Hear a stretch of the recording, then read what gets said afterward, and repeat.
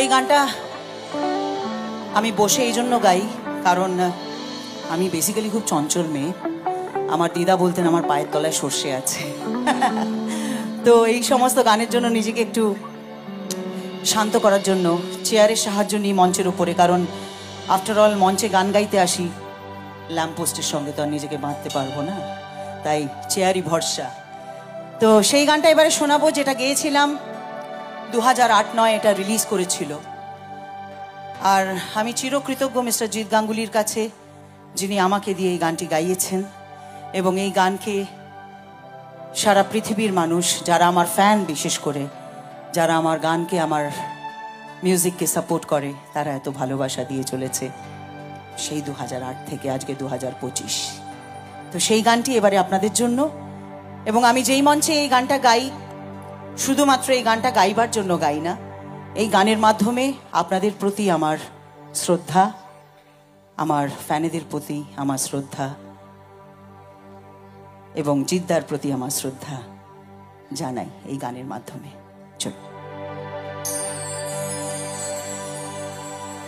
ভোলেনাথ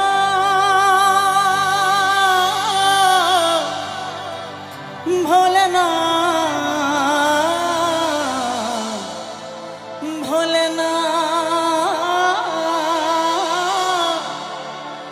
ভোলেনাথ ভোলেনাথ ভোলেনাথ।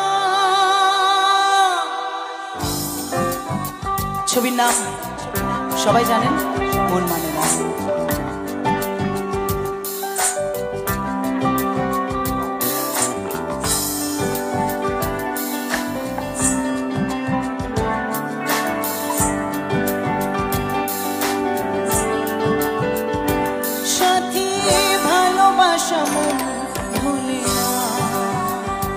সাথী ভালোবাসা ভুলে না,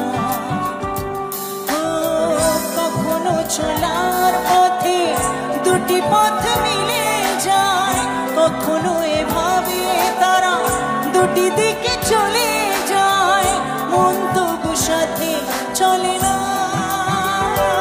সাথী ভালোবাসা ভুলে না, সাথী ভালোবাসা